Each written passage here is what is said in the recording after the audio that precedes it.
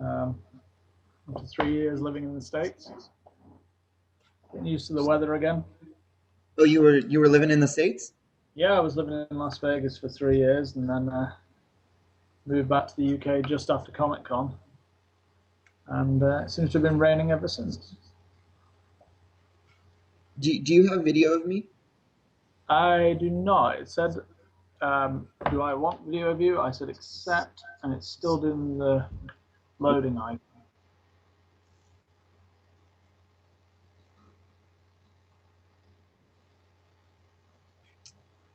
Is that going to be a problem? Because I think I might have to restart my Skype to do that.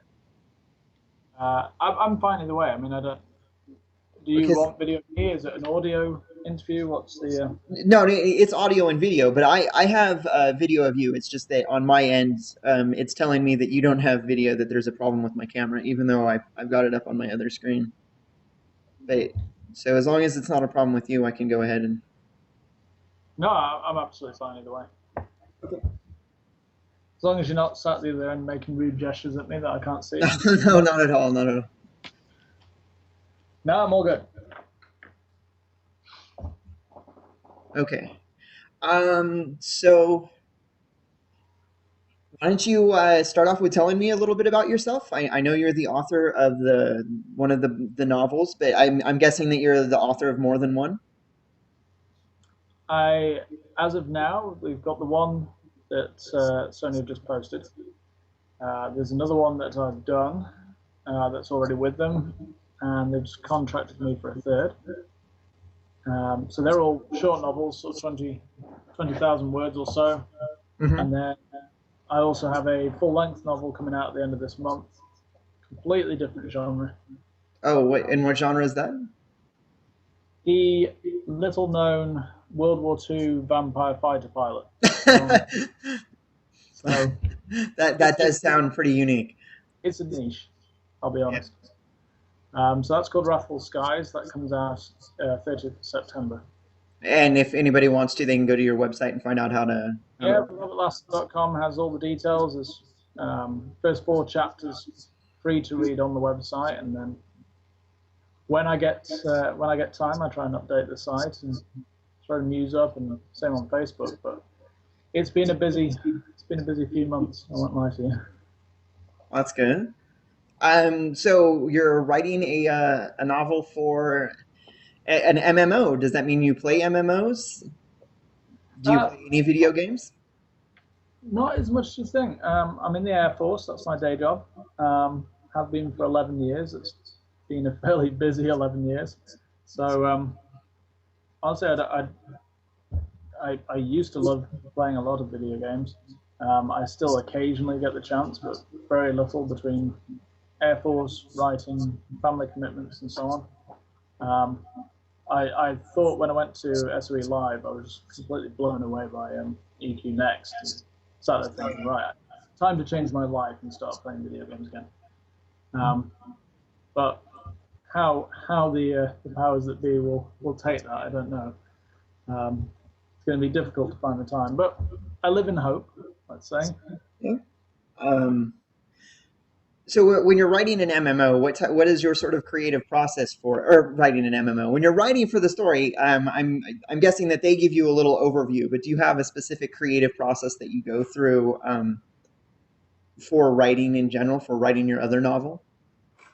Yeah. Now for the Fall of Bastion, there was a very definite. Okay, this is where your story is going to fit into the world. Here's your start point. Here's your end point. Here's the name of your main character, and that was about it. It was very very flexible. There was a lot of opportunity for me to then put my own slant on how we got from A to B. I could take it any route I liked, as long as it stuck within the overall arc of the game and the world and the lore. So that had a very definite beginning and end. The story I've subsequently done, which will be, I think they're looking to release it around about January time, is much more of a okay. Here's roughly when we want it to take place. Hmm. Go for it. So there was even more creative flexibility to me in the second one.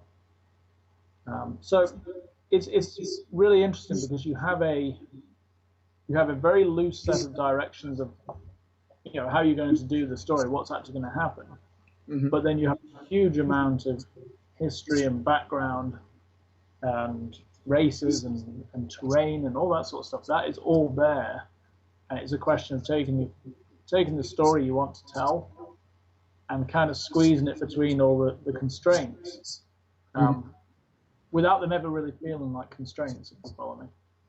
It's very interesting way to do it, certainly compared to when you're creating something from Yeah. scratch and you've got complete creative control. You're a new author, so you haven't worked with people who already have an established, IP, and they want you to write a story in their IP. This is the first time you've done that, Yes, yeah, completely. I mean, my Wrathful Skies, for example, is historical to a point. Obviously, it has vampires in it, right? but other than the vampire side, it's historical, so that has its own constraints. Um, you're trying to tell a story in the margins of a very well-known story, i.e., World War II. Right. So that the Um, so that had a similar setup that you couldn't just create something completely out there. But certainly with the EQ Next stuff, it was much more because they were telling you this needs to happen, this needs to happen, this needs to Mhm. happen. Um, but I mean, don't get me wrong, it didn't feel constraining. It was actually really, really good to work in that kind of environment and have that all that knowledge and all that the background and so on to actually work with instead of having to think of it for yourself in the first place. Okay. So do you have any favorite authors? Do you have any artists that are you look to as like your sort of your inspiration? Yes, not necessarily inspiration. I mean, when I was sort of 16, 17, I was hugely into David Eddings. Yeah, awesome. He is my favorite. I I have remember, my Bulgariad and my Mallorean up on top of my desk right up here. well, it was strange because the Belgariad, and still I can pick that up and read it now, and still to be blown away by how good it is and how good the characters are and how much I care. But then it almost seemed like every other series he did was Right, right. the same series, just repeated. Um, so I drifted away, and the last few he did, the Belgarth the Sorcerer and so on, I never actually read them. I Um, have read both of them, they're good because they're the same because there's so much history in the Bulgariad and the Mallorean that when you hear Belgarath's story, he doesn't talk about the books that you've already read. He talks about the stories that they tell in the books that you've already read. He gives a full first hand account of what happens. I should probably try them sometime. And as I say, the Belgariad, Right. it's Well, still one of my favorite series. yeah. In Um, between recently, being in the Air Force and writing your own novels. yeah, yeah, there's time is not enough of it ever. Hmm. Um, but then other bit, like the Wheel of Time, I made the mistake of going back and thinking when I bought the new one and I had the last one on pre-delivery, and about 2 days before it was released, I thought, you know what, I'll go back and read them all just to bring myself back up to speed. And I've just got back to Towers of Midnight, so I still haven't read it, having ordered it months in advance and received it the day it came out. I still haven't read it because I'm working my way back through. Hmm. Um, but they're very good. Um, Neil Gaiman, I'm a big fan of. Uh-huh. Uh, So you're writing a vampire novel, or you finished the vampire novel. Do you have a favorite vampire author?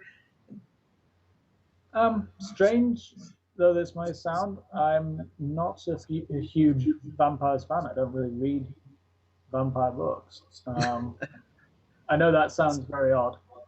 Um, I approached Wrathful Skies as there were two separate stories I was interested in telling, and one was just a purely historical World War II fighter pilot story, and the other was this idea of, well, what if vampires were real but existed in in secret files and stuff like that and weren't in the public eye, and then I ended up combining the two. But it was never because I felt some great compelling desire to go out and write a vampire story. Um, but I realized I had what I thought was a very interesting take on the genre, and went for it. So hopefully people will agree that it was an interesting take on it. But fantasy, it sounds like that's your go-to genre if you want to pick up a book and read for pleasure. Yeah. Although I read a lot of stuff. I read a lot of non-fiction as well these days. Um, if you look at people like Sebastian Younger, I love the way he writes. That ability to bounce from very kind of matter of fact, here's something I'm going to teach you about, meteorology, to here's people about to die on a boat, and bounce between the two. Um, and read a lot of the history as well. There's all sorts of stuff. But again, the problem is finding enough time. So I've got Java trying to install itself in the middle of a conversation. Okay. Yes. So, in one of the first episodes that we ever recorded, I said that I was looking forward to reading the novels, and it's not in because I didn't think that just the MMO genre was a little bit stale, because they're talking about how EverQuest Next is going to shake up the genre and introduce new ideas into it.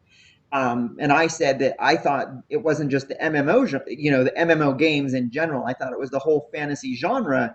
Right now feels a little bit stale. Like if you've been reading fantasy since like David Eddings in the early '80s, nothing really new or innovative has come out. I was going to say, do you agree with that? Do you disagree with that? Do you have any thoughts on that? Um, I disagree to an extent. The I think there's some incredibly original stuff out there. There's some really different takes.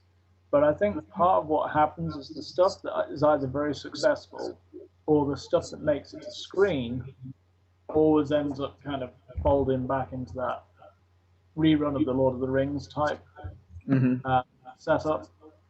And the really interesting stuff, and again, a lot of it is older anyway.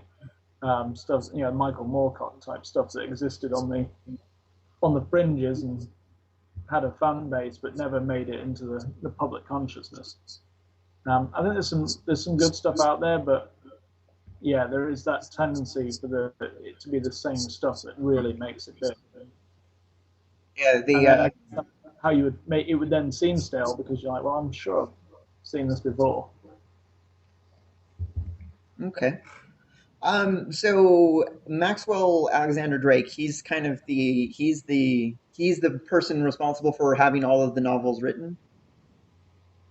He was the first person that SOE spoke to and went, you know what, this if we were going to go and do this sort of thing, would you be interested? Um, and then it led from there, and it was Drake who said to me, look, SOE are putting out the feelers. Would you like to submit an audition piece? Um, and Drake and I were the same publishing house, so I then submitted my audition piece based on his suggestion that I do so.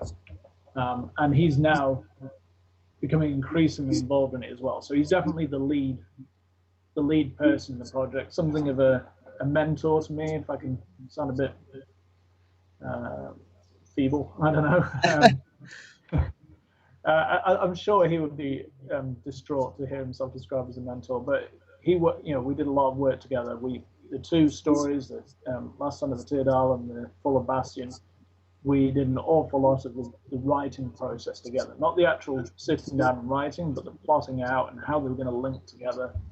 Um, my writing now, the stuff I've been doing for SOE, is the best stuff I've ever written. Oh, really? Um, yeah, and in fact, my absolute favorite thing I've ever written was my audition piece, because I only had 2,000 words, and you just can't afford to waste any. Mm-hmm. So that was something I thought I was really happy with. And a lot of that in the last 2 or 3 years, I just think I've come on hugely as a writer. And a lot of that is down to Drake's influence and his ability to say, hey, this is good, but it could be so much better if you did A, B, and C. Mm-hmm. So I'm very grateful to him. It's been a very good influence on me. Yeah. So I didn't know that you were active duty in the Air Force. Do you mind if I ask you about your educational background? Did you English major or anything like that, or just a fan of writing? I never really. I mean, I studied English literature and stuff up to 18, but I was a international politics major. Um, my interests academically always tend to be in history and that sort of thing. But I started writing fiction when I was 7 or 8. Yeah. Well, I I think still, that's why Tolkien started writing too. He was really interested in history, and it lent to his stories. yeah, and obviously, something like Wrathful Skies, it's very, very clear that my interest Oh, in right. aviation Hmm. and so on is right there. But I still have stories I wrote when I was 8 or 9. Um, it's kind of strange now. I read my stories I wrote when I was 8 to my 6-year-old son, and then I realized that I was a very strange 8-year-old. There's a lot of violence and scorpions and bad juju in my 8-year-old writing. Hmm. All right. Well, is there anything that you'd like to finish with? Um, yeah, I mean, well, outside of the interview process, I guess.